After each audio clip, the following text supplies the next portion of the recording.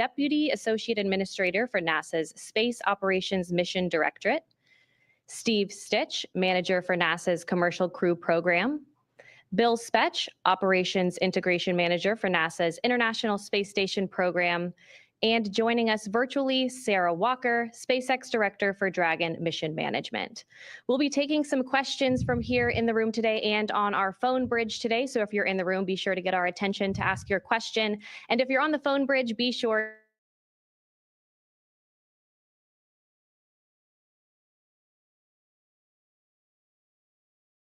Thank you, and thank you everyone for being here, and for those of you tying in remotely, thank you for showing an interest in our great space program. It is awesome to have Crew 9 home, just a beautiful landing. I think many of you heard that back in January, the president asked SpaceX what it would take to bring this crew home. And I will tell you that at the time that question was asked, we were already looking at options, what to do with the Crew 10, Crew 9 situation and how we're going to set that up. I'll tell you a little bit, when you plan these dynamic activities, a lot of work goes into them. For example, for the landing that you guys just witnessed today, there's a number of things that we look at, a number of factors, weather being one of them. You saw great weather today. In addition, we look at the readiness of the recovery team to make sure they're ready to go. We look at the handover time on orbit between the incoming crew and the departing crew to make sure there's enough time for activities to be accomplished before the departing crew leaves. We do have the benefit of having NASA astronaut Don Pettit remaining on board. He'll be coming home on Soyuz in April, so he'll continue the handover with the crew. We also look at the vehicle traffic, the vehicles coming and going. And when you pull all that together, the International Space Station program, the Commercial Crew program, and SpaceX came up with the plan that we just witnessed. The Crew 10 launch last week, the docking over the weekend, the undock early today, and then the landing that we just witnessed. So just an incredible amount of inputs that you get to pull all that together in order to have a successful operation. I want to tell you, we want to thank the Crew 9 team and the ground teams for their dedication to excellence, their resilience, their flexibility during this expedition, everything they did to have a successful expedition as you have all witnessed. SpaceX has been an incredible partner for us. And it shows the benefits of the commercial public-private partnership that we have. So they just been a huge, great partner throughout all this. Crew 9, in addition to the spacewalks that many of you witnessed, they performed just about 150 experiments on board the International Space Station with over 900 hours of research. And the work we do on the International Space Station benefits the nation, benefits people on Earth, and are the building blocks for going back to the moon and to Mars. So Nick, Alexander, Butch, and Sunny, welcome home. On behalf of NASA, I want to thank the administration. I want to thank all the work of the NASA teams and all the work of the SpaceX teams. And so with that, I'll hand it over to Commercial Crew Program Manager, Steve Stitch. Thanks, Joel, and thank you all for being here. Greatly appreciate your interest in the Commercial Crew Program and also human spaceflight. Of course, as you know, it's been just a huge week for Commercial Crew. The missions, I think, sometimes seem easier than they are. If I just step back and think about all the challenges we had to launch Crew 9, moving to a different launch pad, adjusting the seats and the crew training, and then over the weekend, once we docked Crew 10 safely, looking at the weather patterns, finding this great opportunity that we landed at today, adjusting the timeline. It's never easy. Spaceflight's always dynamic. Sometimes it seems like things move from step to step to step, but there's usually different paths along the way. So the weekend was culminated today with the landing of Crew 9. We Dragon splashed down at about 5:57 p.m. off the coast of Tallahassee. That's our first Commercial Crew Program landing at Tallahassee. We've had a couple cargo flights land there. And now it's great to have Crew 9 and the Freedom Capsule back home. And its fourth flight is now in the history books.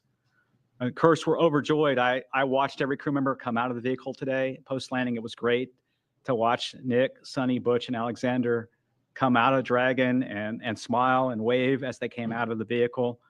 We'll get them, they're on the ship now, we'll get them back to meet the NASA aircraft and then back to meet with their families. If you watch the weather today, it was incredible. Clear skies, real low winds, maybe 3 or 4 knots of wind, and really calm seas. You could see the dolphins swimming around the capsule, which was kind of incredible. SpaceX had a nice drone aircraft flying around and taking footage, and that was just incredible. As I said, the ops team just did a phenomenal job over the weekend, pulling in the landing to get the crew home sooner and take advantage of this great weather opportunity. Really appreciate the versatility of SpaceX, the ISS program, commercial crew program, and the flight ops team in planning out the timeline, looking at the crew's workload, determining whether we could pull this off, doing sleep shifting, all those sorts of things that made this an opportunity happen. Also want to thank our partners at the U.S. Coast Guard. They were there on scene, protecting the scene and making sure that it was safe for mariners in the area. The FAA, the Department of Defense, continuing to support us. It's great to see the teams really in action. Overall, I would say it was a really clean undocking, reentry, and landing. The Dragon vehicle performed extremely well. Didn't really have any issues to work. Little things, a GPS outage that we reset a filter on and things like that.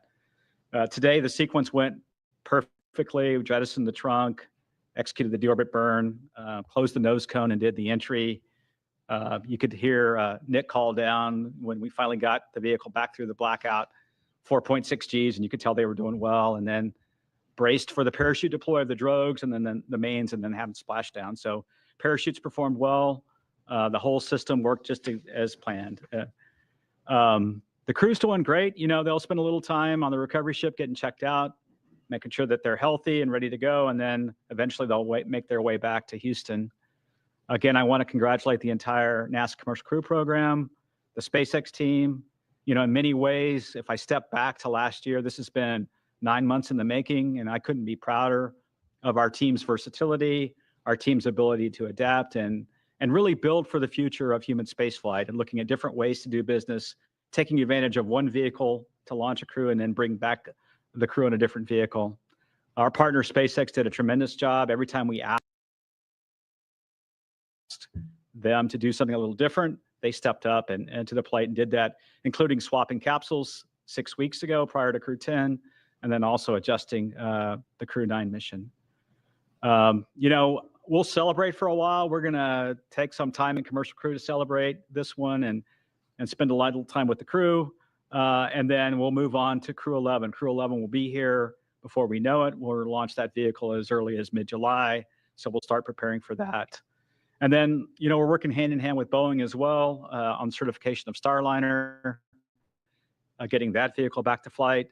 Butch and Sunny's return on Dragon to me shows how important it is to have 2 different crew transportation systems, the importance of Starliner and the redundancy that we're building in human spaceflight for our low Earth orbit economy. We're super grateful for Boeing as well and their investment. They're keenly interested in the landing today. They have a watch party going on and are watching Butch and Sunny come back. And they've texted me, as the build up to this, they're very keenly interested in Butch and Sunny. And then we're interested in their resilience. That whole Boeing team, like our whole Commercial Crew Program team, is resilient and moving forward to the next steps on Starliner. It's been a busy start to 2025. It's hard to believe we're in the middle or toward late March.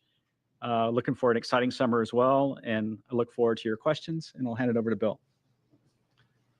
All right. Thanks, Steve. Yeah, welcome and thanks for everybody's interest as we continue on. Return today marks the successful completion of the Crew 9 mission, and really with them handing over operations on board to Crew 10. Just some interesting stats as we go through. Nick and Alexander both spent 171 days in space on this trip, seeing the arrival and departure of 4 different visiting vehicles to the ISS. Butch and Sunny spent 286 days in space, and they got to see 8 different visiting vehicles coming and going from the ISS. We stay really busy as we talk about all these vehicles coming and going from the station. Nick and Butch each conducted 1 spacewalk, and Sunny conducted 2. That actually gave Sunny the record for most time on spacewalks by a woman and puts her 4th overall in terms of time outside doing spacewalks. The crew contributed to more than 150 unique experiments, like Joel said, including stem cell technology to potentially address blood diseases, autoimmune disorders, and cancers. They tested lighting systems to help maintain circadian rhythms, which will help improve conditions for not only future crews as you go through spaceflight, but also those on the ground for shift workers and those in extreme or remote environments. They did plant growth and quality experiments to support future Moon and Mars missions as we look forward with that. They loaded a really interesting experiment. JAXA had their first wooden satellite. They loaded that into and got that deployed from the ISS. And then as part of their spacewalk, Butch and Sunny collected samples from the station's exterior to study the survivability of microorganisms in the vacuum of space. I'll tell you, the Crew 9 crew did a great job here in the near term supporting this shortened handover period with Crew 10 and enabling that landing opportunity that we saw today. There was a lot of work that they did ahead of Crew 10 arrival to get prepared, and then really working through all of the things that we need to do to hand over the emergency procedures to the crew, to get the cargo transferred that they need to, and to get all the vehicles set up for Crew 10 to be very successful. Crew 10 is already working hard, and they're working on key science investigations on board. They already kicked them off even while they were getting prepped for undocking the other day. So coming up on ISS, we still have a lot going on. We have NG-21 release at the end of March, providing some important trash disposal for the space station. Always, you got to get rid of all the stuff that you bring up, so you got to bring that down somehow, and NG-21 is going to take away a lot of that. And then we'll look forward to Soyuz MS-27 launch Tuesday, April 8th from Baikonur Cosmodrome at about 12:47 a.m. Central. That'll be carrying NASA astronaut Johnny Kim and cosmonauts Sergei Ryzhikov and Alexei Zabritsky. And then before Soyuz MS-26 returns, Alexei Ovchinin will pass on the role of ISS commander to our JAXA astronaut Takuya Nishi. Really a lot of great stuff continuing on station. I really appreciate the entirety of the team, joint with SpaceX, NASA, our operations team, the program teams, the engineering teams, all the work it takes to turn around these missions. It's a ton of stuff, and then we go change it on them at the last minute, and they handle it like the pros that they are. So welcome home to Crew 9, and with that, I'll hand it over to Sarah. All right, thanks, Bill. Well, it's a good day to be here at SpaceX, and it's a good day down in Florida as we welcome Crew 9 home from their stay at the International Space Station. We're happy to have safely returned Nick, Alex, Sunny, and Butch back to Earth and to their families after their time at the orbiting laboratory. Human spaceflight is dynamic and exciting, and this crew knows that as well as any other. So back in September, Steve was talking about this a bit, Crew 9 became the first human spaceflight mission to launch from Pad 40 using our new Dragon Tower that we completed construction on last year. And it was our first mission in a while to fly a crew of 2 since Bob and Doug's historic flight in 2020.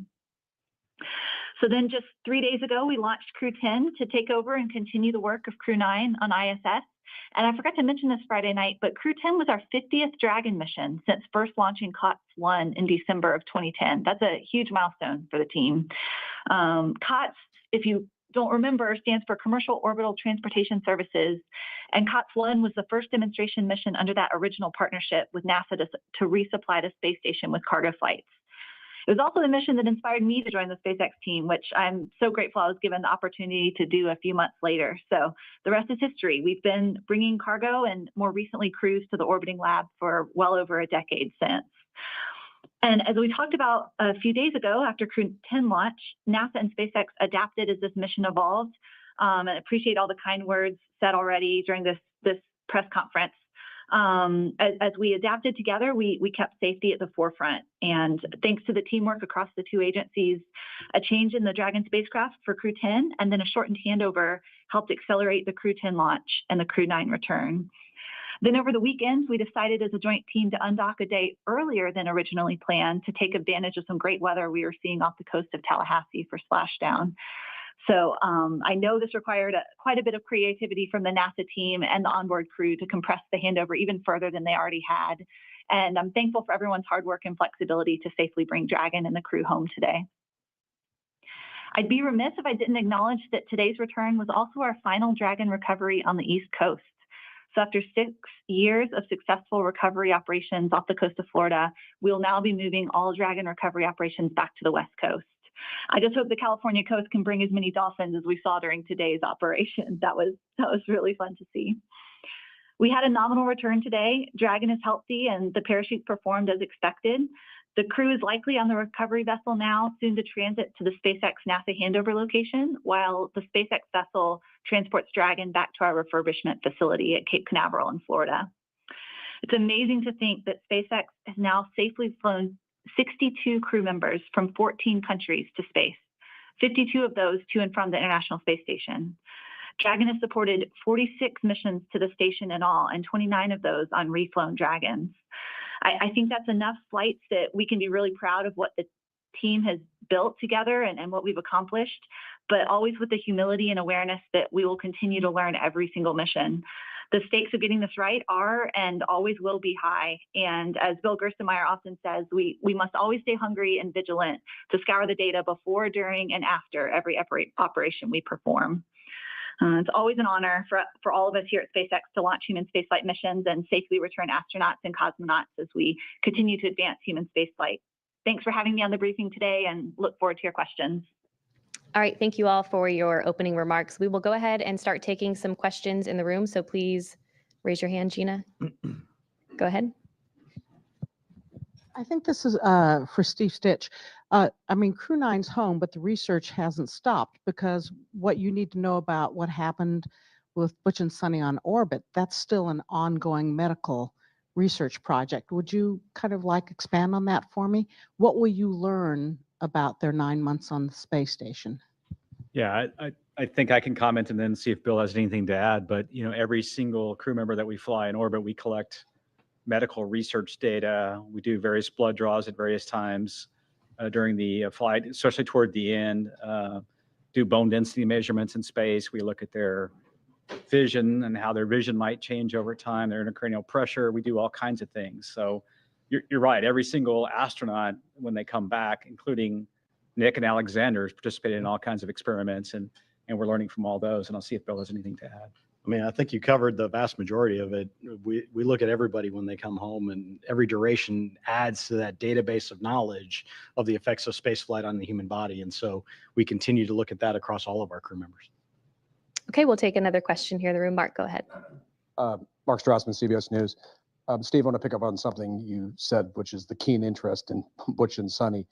All 5 major television networks cut in with live special reports following the splashdown, because Butch and Sunny have arguably become America's most famous astronauts over the course of their 9-month saga. So now that they're home, now that the saga is over, what do you is the takeaway?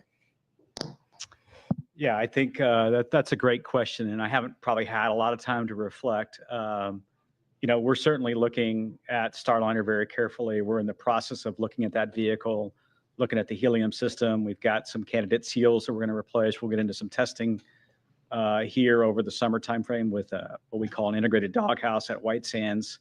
So we're looking at that. The thing I think back of this whole timeframe is how really resilient Butch and Sunny were the whole time. I mean, they launched on what was going to be a short test flight with the crew flight test vehicle with Boeing. And then they moved very quickly into station increment operations, and they became seamlessly part of the International Space Station.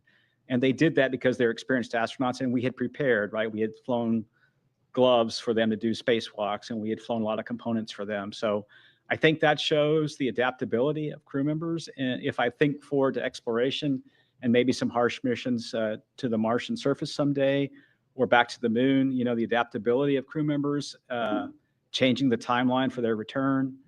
Certainly a huge thank you to their families. When you think about Butch and Sunny, they enjoyed their time on station. They got to do spacewalks, and they got to do lots of cool science and things like that. Their families are the ones that really, kudos to them for being resilient in a planned short duration flight now turning into a long duration.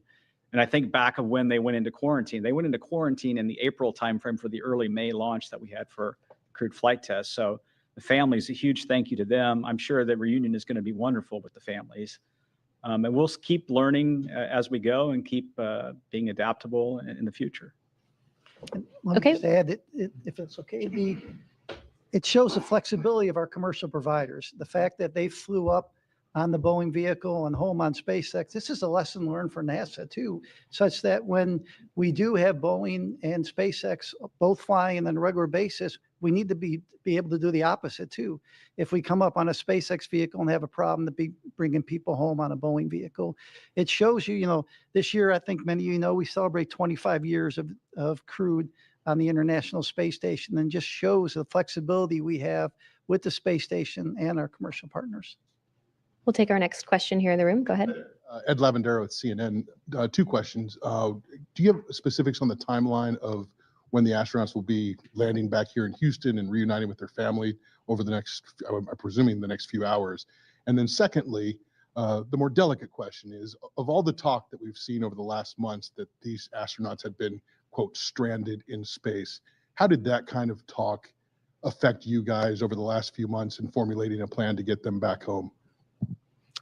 Yeah, I don't have the specifics of the timeline. I know they're going to fly back here tonight. They'll probably spend some time rehabilitating a little bit, and the doc's watching them, and then they'll rejoin their families in the next, day or so. Relative to the, I think what we did was we tried to look for opportunities to bring the crew back when it was safe to do so. And, we always had a lifeboat, a way for them to come home, all the way back to Starliner. If you remember, during the Starliner crewed flight test mission, we said, if there were an emergency during part of that mission, we considered the thrusters, the service module thrusters, good enough to bring the crew back then.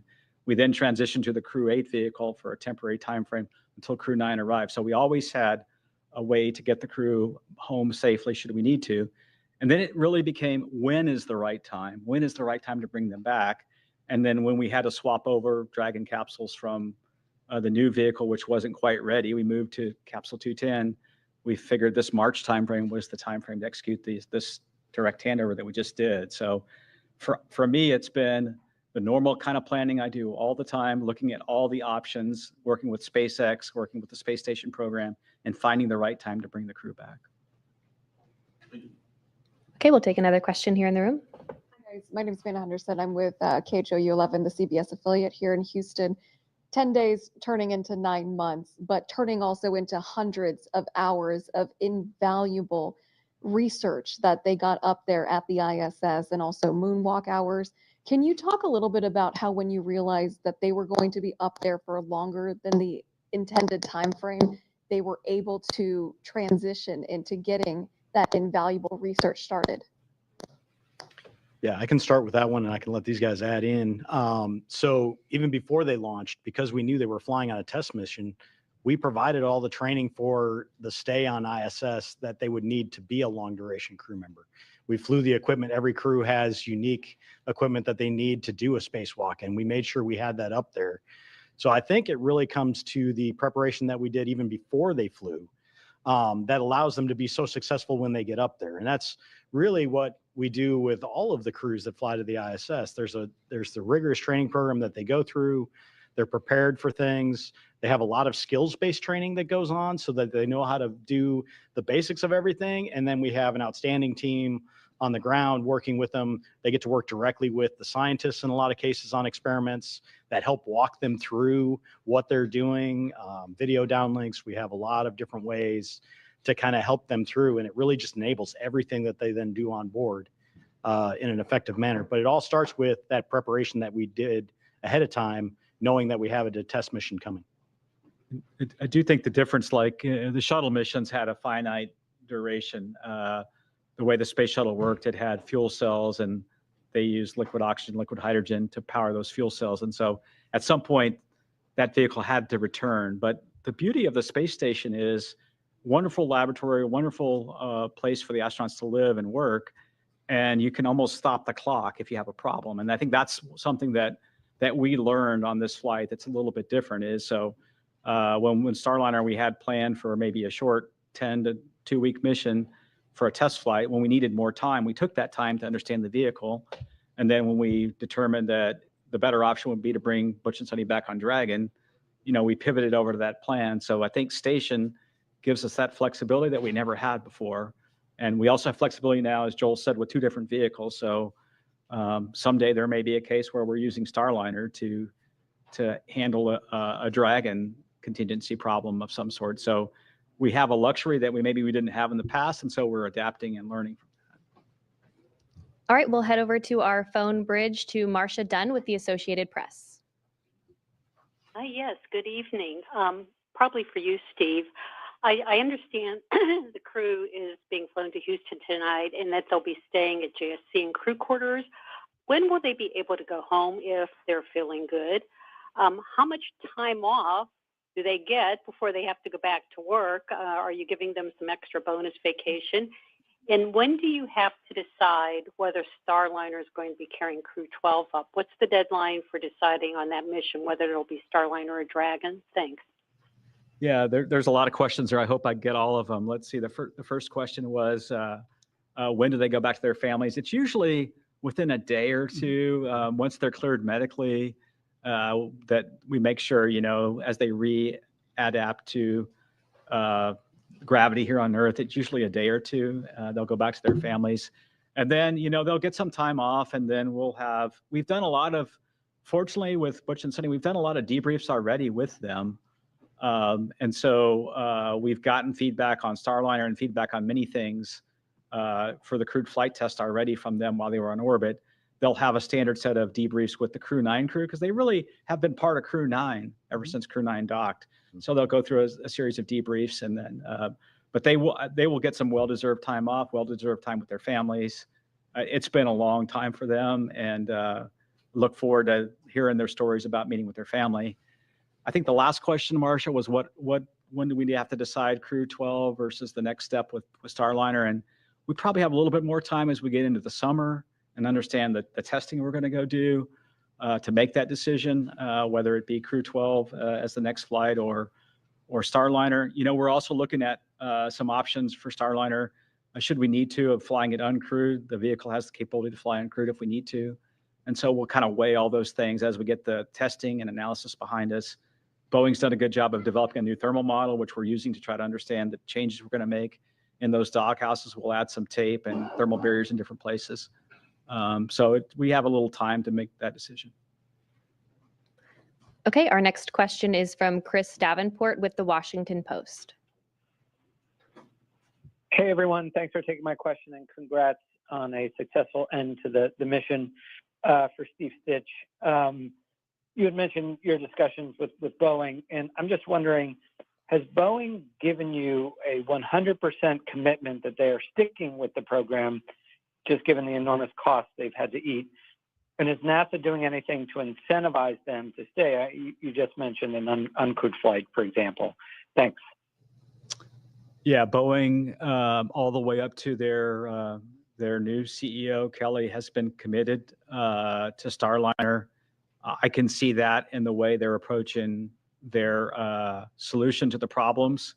They're taking the time to understand the leaks we had in the helium system and testing some new seals that we may field in those flanges. The same thing with the test plans that are multifaceted for the thrusters, some testing of the Teflon material, integrated testing at White Sands.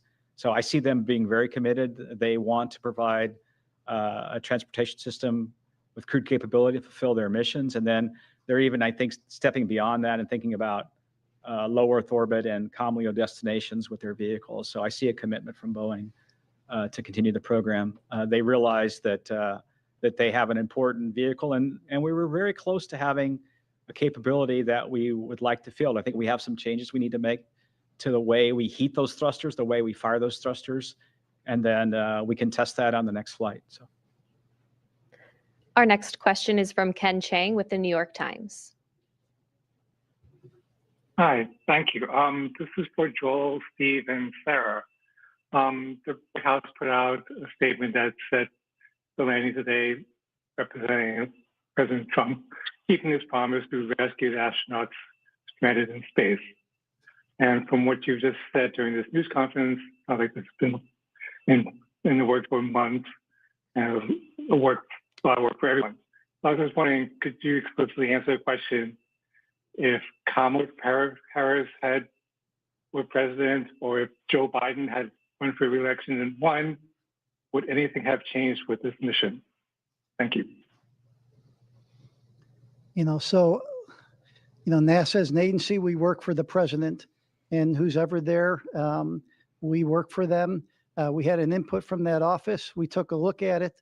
And our job is to take all the inputs we get and operate as successful and safely as we can. And that's what we would do for this administration, and that's what we would do for any administration. Our next question is from Sana with Bloomberg News.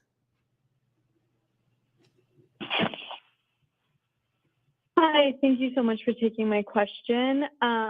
I had another question regarding Boeing. I know you just mentioned that you're looking at options for an uncrewed mission. So I guess we're wondering who would pay for the uncrewed mission, and would Boeing be required to redo the crewed test flight as well? Thanks.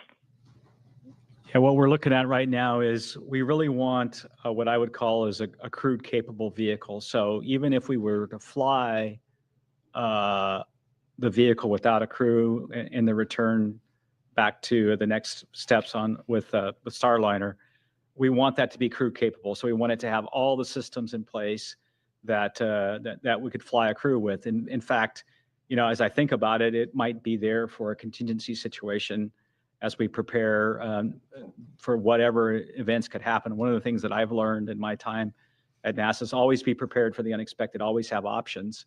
And so that's what we're thinking about. So we'll take those steps forward. We'll look at the test data. We'll make a decision whether to fly it crewed or uncrewed. And then, we are trying to do it under what we call this post-certification phase of the contract. And Boeing has delivered a lot of the certification data already. They have a little bit more to go relative to the prop system.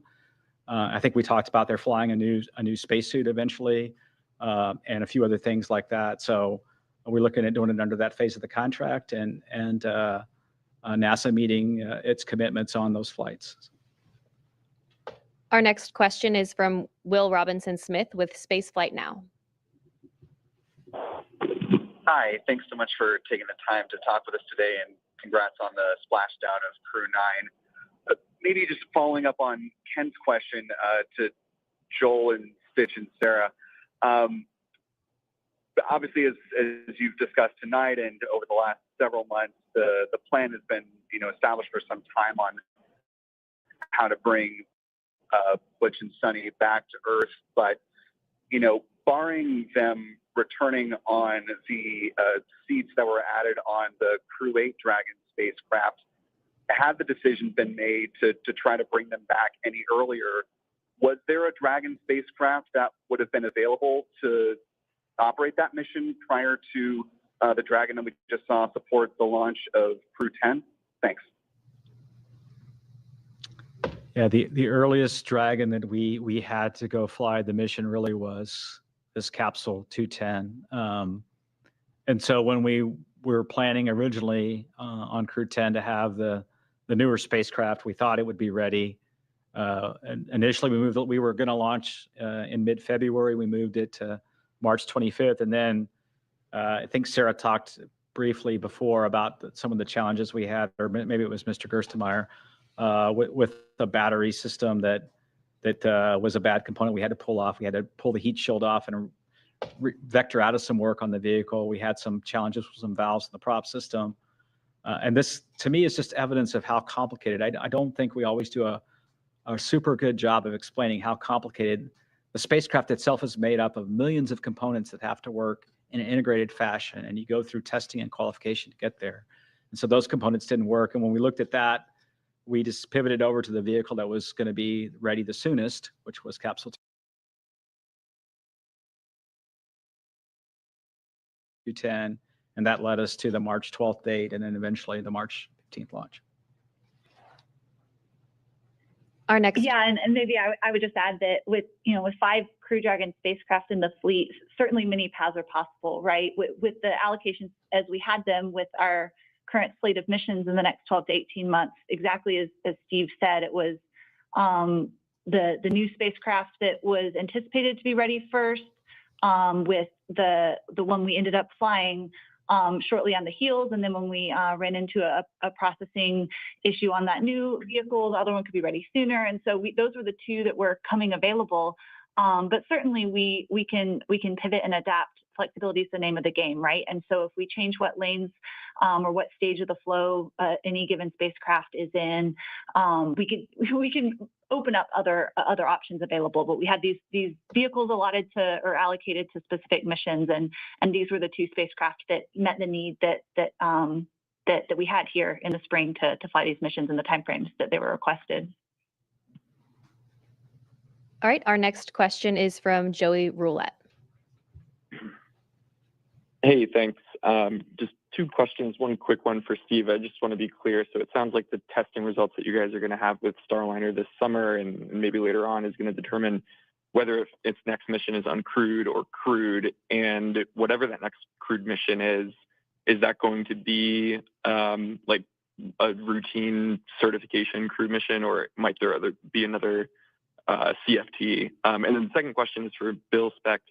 I was just wondering if there's any studies that Butch and Sunny are involved in that investigates the like behavioral or psychological kind of response to not just long duration spaceflight, but unexpected changes to the to a mission in the middle of it. Thanks. Yeah, when we look back at the crewed flight test, we got a lot of good data out of that flight relative to having a crew on board. So really the thing that we need to solidify and go test is the prop system and the service module. We need to make sure we can eliminate the helium leaks, eliminate the service module thruster issues that we had on docking. And then, the rest of the vehicle performed really well. So when we look forward, what we'd like to do is that one flight and then get into a crew rotation flight. So the next flight up would really test all the changes we're making to the vehicle. And then the next flight beyond that, we really need to get Boeing into a crewed rotation. So that's kind of the strategy. Yeah, and then to your second question, all of our crew members go through evaluations. They fill out surveys, they do medical evals. So all of these things happen on every crew member. So we do get some unique data from Butch and Sunny based on their stay, but it's something that we do with every crew member that flies. There's always changes that happen on board. There's always adjustments that we have to make that all of the crew members adapt to. As you've watched with our flight schedule over the years, it's very rare that we actually get a flight to fly exactly where we planned it 2 years out when they were thinking it was going to be. So it's okay that we have these changes and they adapt really well. But everybody gets kind of looked at in terms of those effects and understanding just the effects of spaceflight on them. So. Okay, our next question is from Maria with KBIR Knoxville. Hi, yes, thank you so much for your time. If someone can walk me through the physical and mental adjustments that the astronauts are going to be experiencing. I can try and see if Bill and Joel have anything to add. When they get back, the body is an amazingly adaptable. The one thing that the body will struggle a bit with is the inner ear and the vestibular response in microgravity. When you transition from 1G here that we're sitting in this room to then in space, the inner ear can get a little disturbed because gravity's not pulling the fluid down and the little hairs inside the inner ear. And so the crew can take a little while to get to adapt to microgravity. That same thing happens in reverse when you land back on Earth. The human body was adaptable and was used to being in microgravity. Now, the vestibular response is such that you feel disoriented, you may feel a little dizzy, you may have trouble getting up. And then, of course, physically, their body, when they were operating in space and doing operations inside the various modules, their muscles weren't working as hard, their heart wasn't working as hard. And so there's a muscular and cardiovascular kind of reconditioning that has to happen. And so that's what's happening now. And then, there's a little bit of response back coming back to 1G. In space, I could let this pin, release this pin, and it's going to stay right where it is. And in 1G, if I release the pin, it falls. And so there's a little bit of that the crew has to get back and learn the skills back here on Earth again. So. Okay, our next question is from Jackie with the Times of London. Hello, and thank you. I'm sorry if this is a really frustrating question because I know there's so much good work done on this mission. But there has been a fictitious narrative. Why has NASA not pushed back more emphatically against that and against the use of astronauts by one of its commercial contractors as political pawns? And what's to be lost by simply correcting that narrative for the sake of the public who have paid for the mission? Thank you. I would say, our job at NASA is to successfully and safely fly these missions. We fly it with the laws of physics, and we fly it with our commercial partners. And so oftentimes there may be things out in the press that may not be exactly what's happening. And our job is to fly these missions. And regardless of what you read in the press, our job is to fly successful missions, safe missions, and do the science we do on board the International Space Station. I mentioned this year, 25 years of continuous crew presence on board. Later this year, the International Space Station. And we do about 150 experiments every expedition we fly. So think about it, every 6 months. I think we're over 3,000 experiments since we started the International Space Station, and that's what we focus on. Okay, our next question is from Jeff Faust with Space News. Hey, good evening. Question for Bill or Steve. Since the Crew 9, Crew 10 had only a couple of days, was there anything you would normally do on a handover you weren't able to do in this case? And in the future, might you consider shorter handovers between future commercial crew missions? Thanks. Yeah, across the board, the main thing that we have to get done is, like, anytime you get to a new place, is the emergency briefings. Where do I go in case of an emergency? What are my duties in terms of an emergency? And that happens very early on. And then the follow-ons are more of the general, hey, where did you guys put this thing? Or when you get up there, because you can imagine the size of the space stations is so large and there's a lot of stuff up there. So a lot of the handover that we do with the crews is more set up to be an efficiency gain. And that really helps them be more effective when they go and get to the tasks done that we need to. So when we reduce that time, we reduce that efficiency in the near term to accomplish the tasks on board. We evaluate that each time and understand what our handover is. In general, we don't look to reduce that because we want to be as efficient as possible. We want to get everything done in the most efficient manner, get the most things done on space station that we can. But in this case, it was actually to our advantage to go work that shorter handover and then get them home as quicker, hitting this weather day that we had here today, and not leave it up to how the weather was going to behave days and days from now. So the critical stuff always gets done, that emergency handover, that how do we go handle contingencies on board. They're trained on the ground for all of these things. And we have a lot of support for the teams on the ground to help them as they go. So we can shorten it if we want to, but it's not quite the same as getting up there and finding out from the person that's been up there for 6 months, hey, I found that this was the best spot to put this, or I left this here. And so when you need it, go look over there. To go do this, or this is the best way to go pull out this drawer, or whatever you have to do for your experiments on board. So nothing beats that face-to-face handover and the time they get up there. But we have the options to shorten it when it makes makes the most sense. Okay, our next question is from Sawyer with NASAspaceflight.com. Thank you so much. This question is, I believe, for Sarah.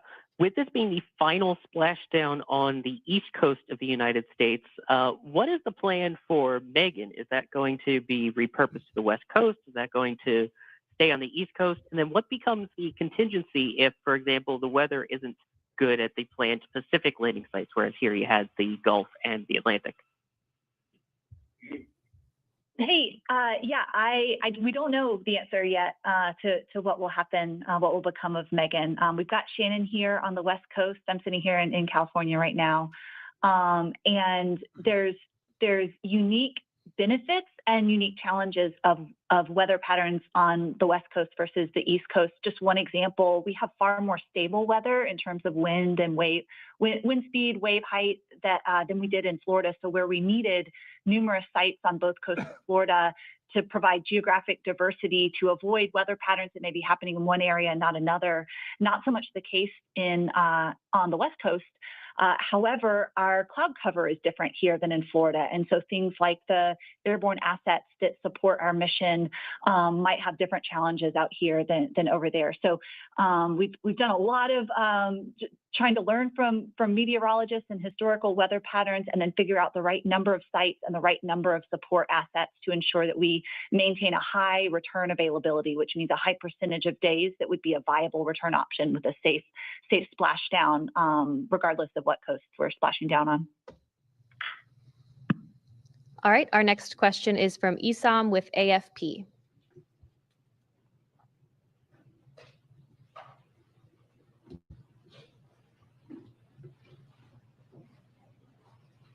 If you're talking, we can't hear you.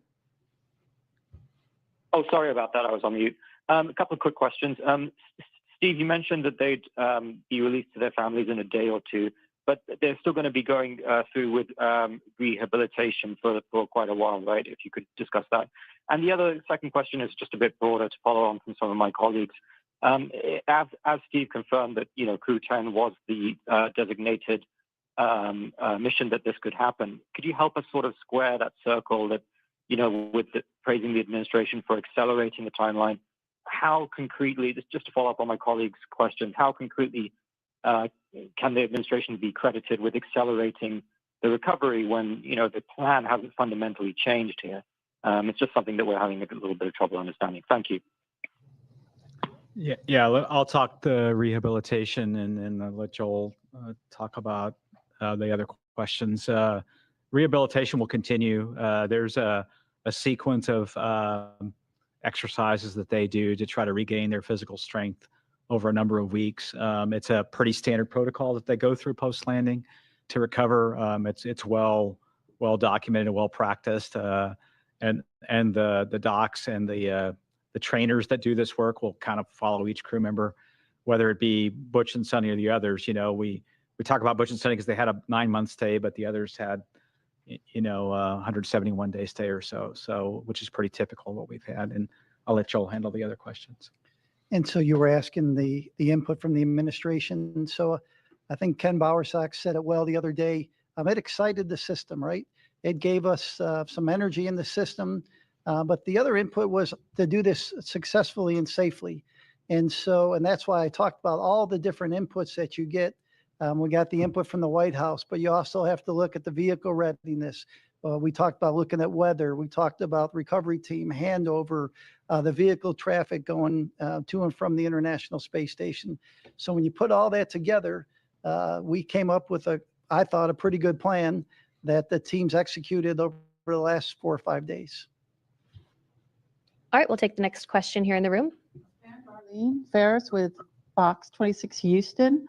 I was just wondering if any of the experiments or tasks, was there anything that was able to be done due to the unexpected extra manpower with them on board that wouldn't have like a benefit to having the extra people? So we, once Crew 9 arrived and Crew 8 departed, we were at our normal crew level. So we managed within the normal kind of cadence that we did there. But before that, we absolutely took advantage of of Butch and Sunny being there and having the extra hands. We had some maintenance activities that had to be done over the summer that would have potentially taken away from some of the science that we were doing that we didn't have to take away from that time because of the fact that we had the extra hands there. So it was great having them there over the summer as extra hands to help out with a number of activities going on. Okay, we'll take our next question here in the room. This may be premature, but initial reports from the recovery ship just about their condition and how they're doing. Has anybody heard?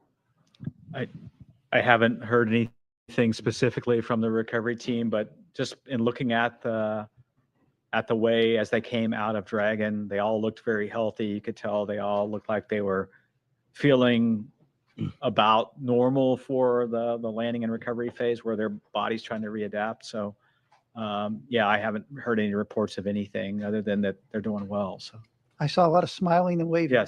yes, yes. Okay, our next question is from Ellen with thedailymail.com. Hi, thank you guys so much for taking our questions tonight. This question is for Joel. Barry Wilmore's daughter spoke out on social media and blamed politics and negligence for her dad's delayed return. We know that President Trump and Elon Musk both said the previous administration didn't want to bring the Starliner crew back for political reasons. Can you comment on these claims? Yeah, so I wasn't involved in any conversations with the previous administration. It was clear we have a request from the current administration, and the results you saw is what we saw today with the landing of Crew 9.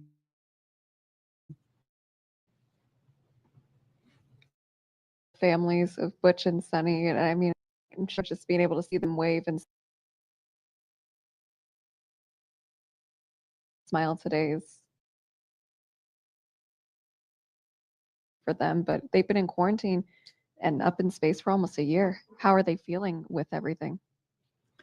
Yeah, I haven't talked personally to the families, but I know the astronauts have a great support system. In other words, they're able to effectively FaceTime with their family and keep in touch with their family.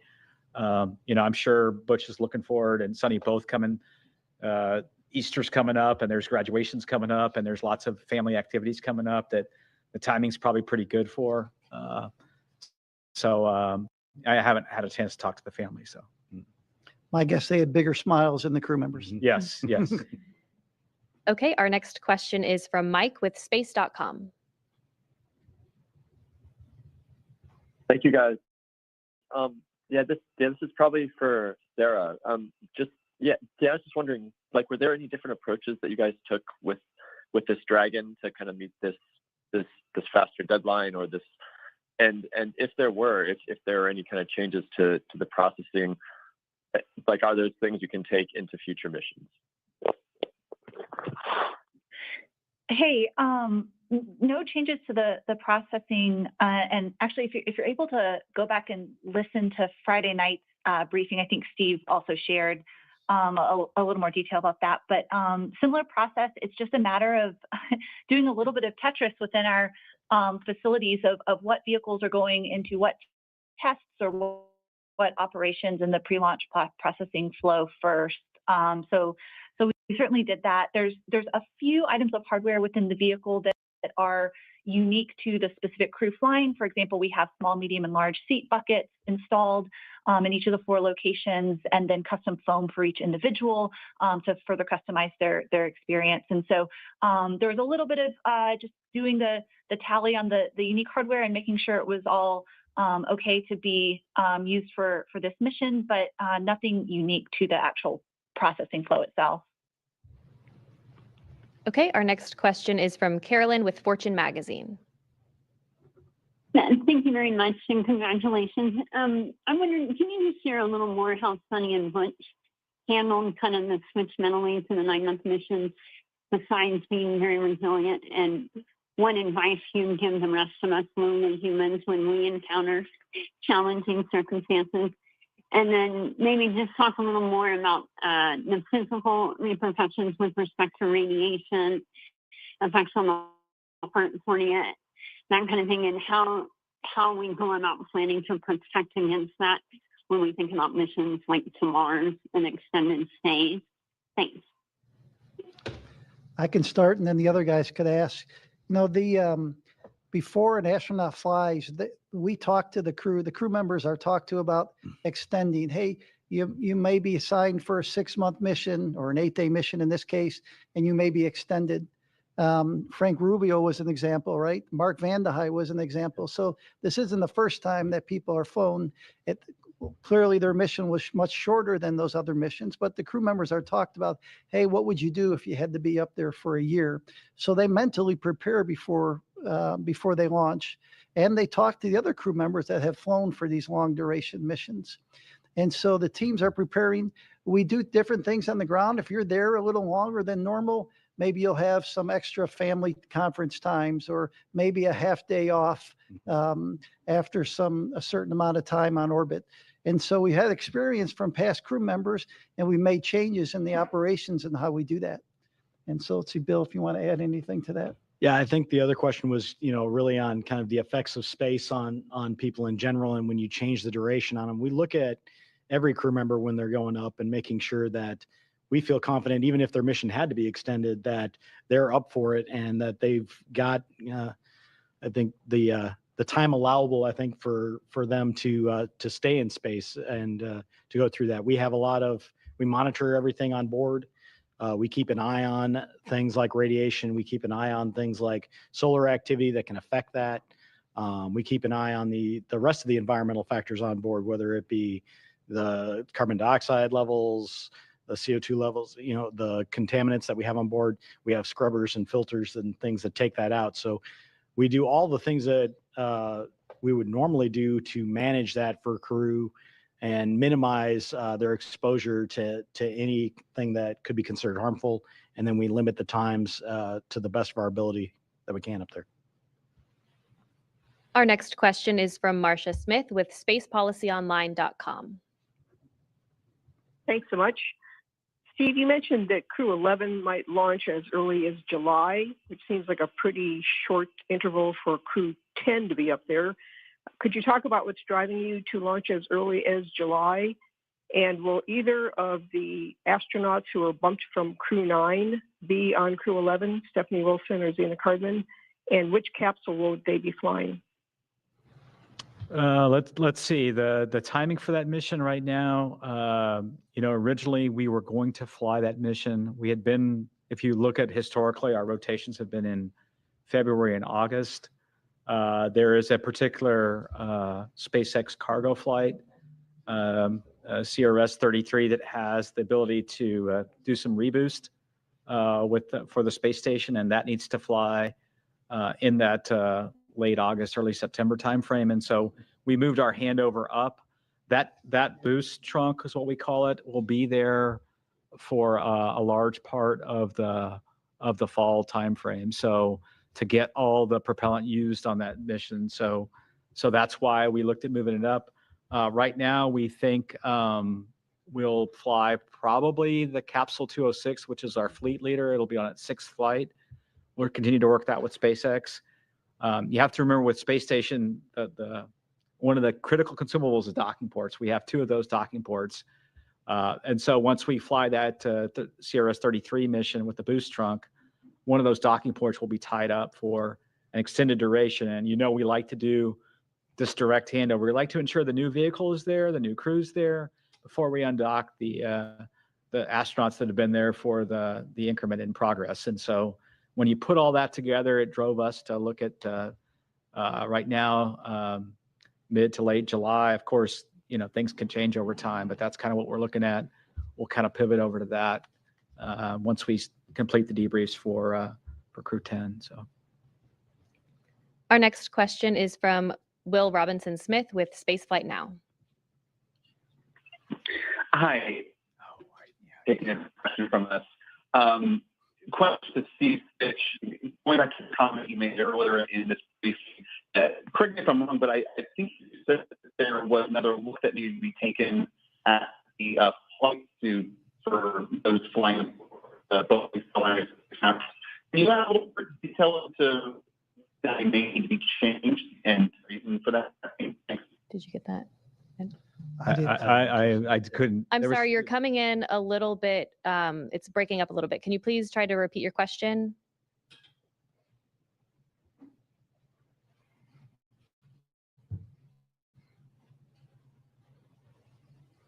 Operator, if you could please unmute the participant.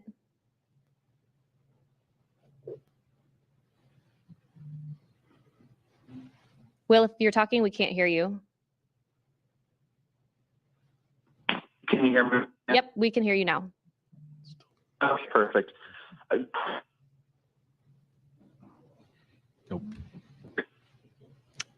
I'm sorry, we keep losing you. If you could just follow up with us after this news conference, we'll be happy to get a response over to you from the panel up here. But for now, that'll do it for our press conference this evening. Once again, Crew 9 is safely back on Earth. And as always, you can follow NASA and all of our missions on nasa.gov. Thanks for joining. We'll see you next time.